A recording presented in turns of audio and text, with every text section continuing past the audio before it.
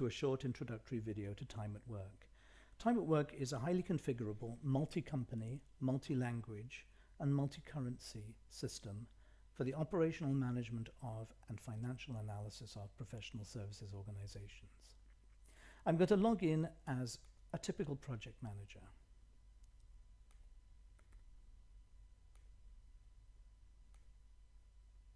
First, we'll look at timesheets. A timesheet can be for a week or for 2 weeks or for any other period. And different timesheet types can be configured for different departments within an organization. Time is entered against projects, but projects in turn belong to clients, and projects can own tasks, though they don't have to. You can have up to 50 additional fields in a timesheet, and you enter time and notes into cells such as these. A timesheet can be pre-filled from a diary. Once a timesheet is submitted, it goes to typically a line manager for authorization, and then it's posted into what we call the project ledger. And at that point, each timesheet cell will be calculated into fees and costs and cross-charges between departments, or in any other ways that you want to configure the system. There are 20 calculations associated with each timesheet cell, and indeed with each form row and with each invoice row in the system. Forms can be of many different kinds. If I click on Create Form, you can see that we can configure the system to do a number of different things. Typically, you would have expenses. It could be cash expenses, miles and allowances, and these could be on the same form if necessary. We can use forms for invoice recognition, for setting up new employees, for purchase requests, and so on. Let's look at typical form. Here we have a foreign expense form created already. You can have a memo field, grouping all the expenses together if you want. You could link this to a prior travel authorization so that you can impose budget checking, for example, on actual expenses.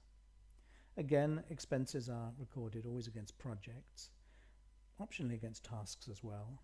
You can attach one or more images or files to justify the expense, specify an expense type which will determine the account code to which the expense will be booked in the accounting system, and then of course you can enter a number of fields.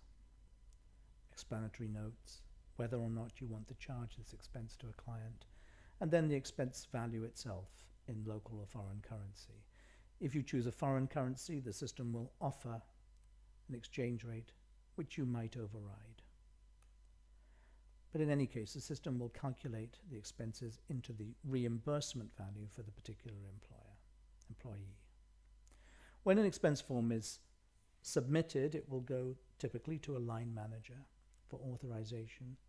He or she might query some of the items, and then when he or she is satisfied, the form would go to an accountant for review, and at that point the accountant might check the tax implications and such things, and the account codes and such things as that, before again the form is posted to what we call the project ledger, from which it eventually finds its way across to the accounting system.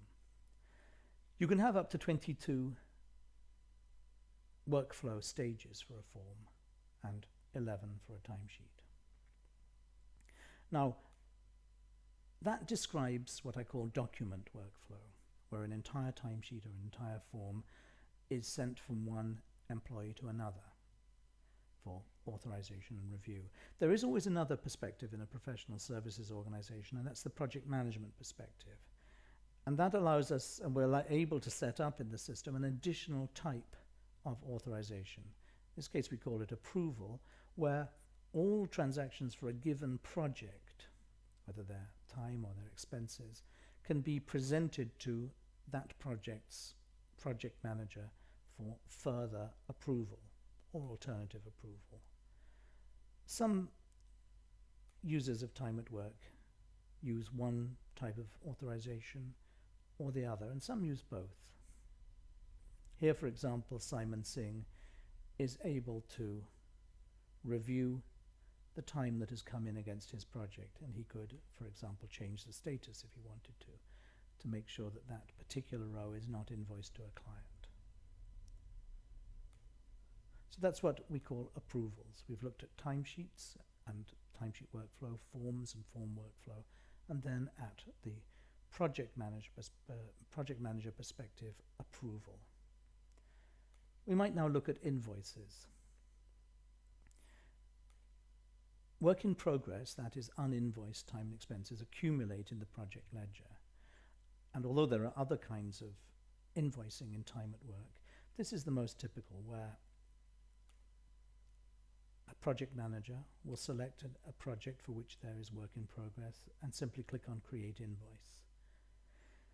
He or she can review and modify invoice header data and could then simply create an invoice.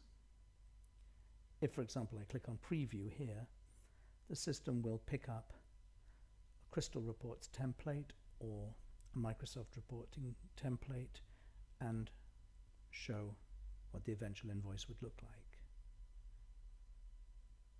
All formatting in time at work is done either with Crystal or with Microsoft Reporting Services, or both.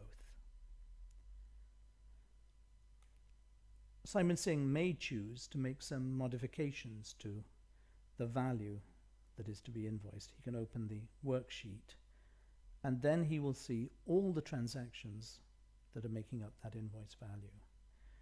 He can select some of those and exclude them, for example, reducing the invoice value, perhaps deferring the invoicing of those rows until the following period.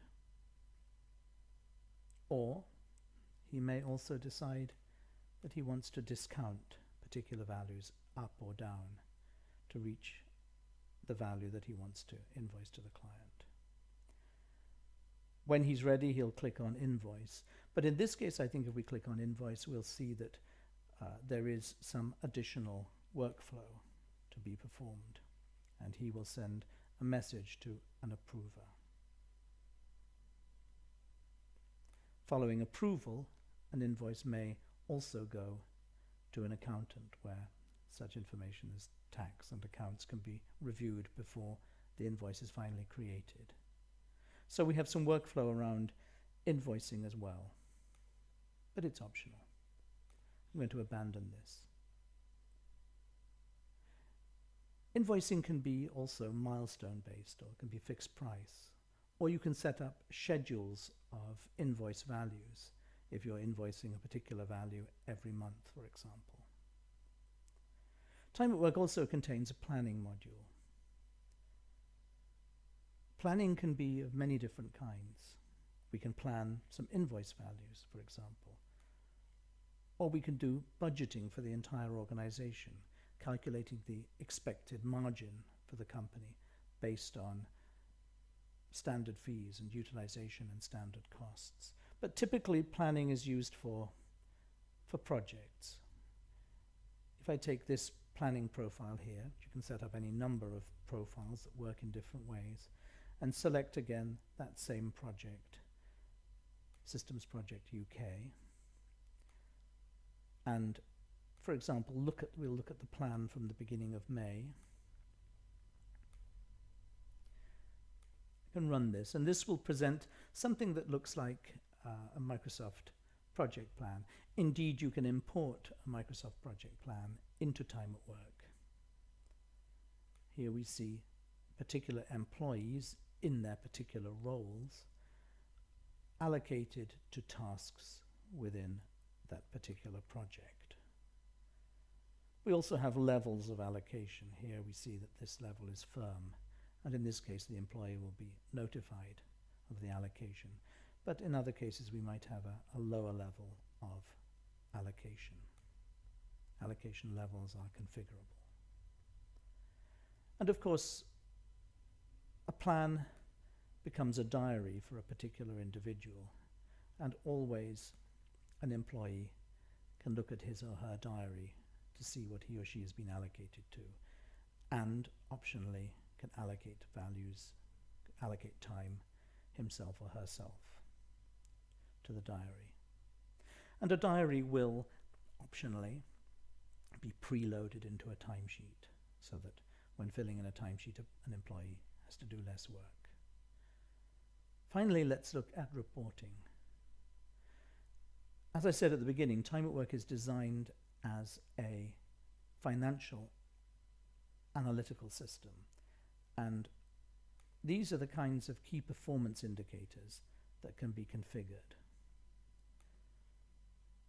As I said also, Time at Work is a multi-company system, and in this particular configuration we are assuming that we are running projects on behalf of 6 different companies, and there are employees for all these 6 different companies in the system.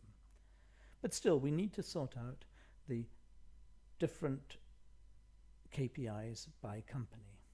Here we see that the German company has accumulated a fee value, at standard fee value of 30,000 and somewhat, but actual fees are very slightly different.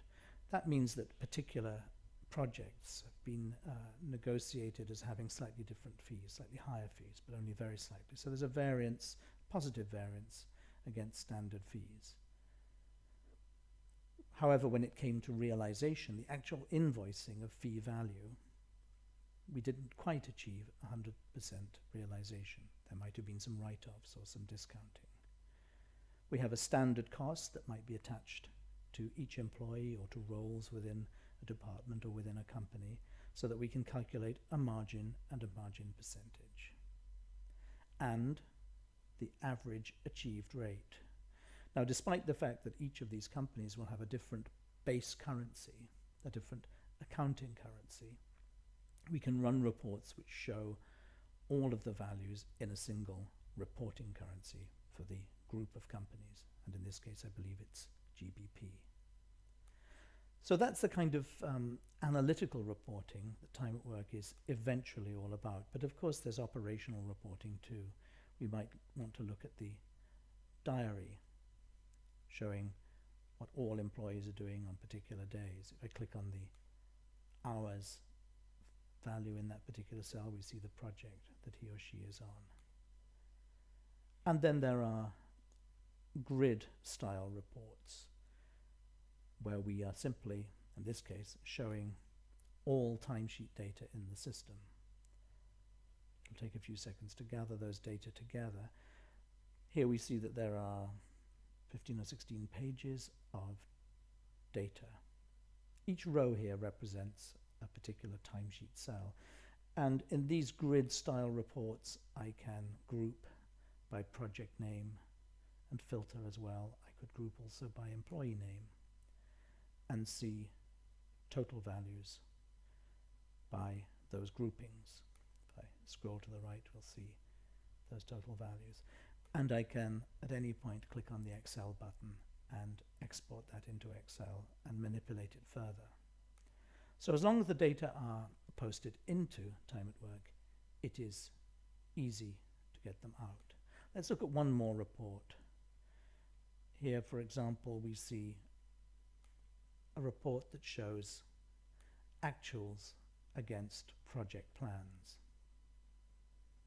All of these reports are configurable, and every company will want a slightly different variant of many of these. And as you see, they can be grouped together in various ways. None of these groupings is hard-coded, of course. Of course, there's also administration in the system. We have tools for the modification of already posted transactions, the correction of those. We have a tool for export. We will want to export expenses to the accounting system, invoices to the accounting system, but you might also want to export data to a payroll system. And we have a tool also for importing data.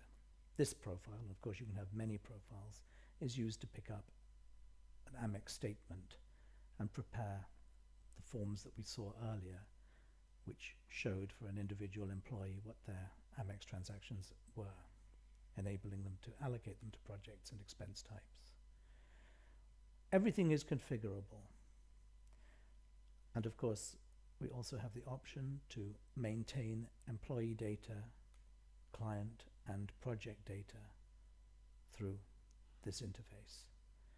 So that is a very brief introduction to Time at Work. Thank you for listening.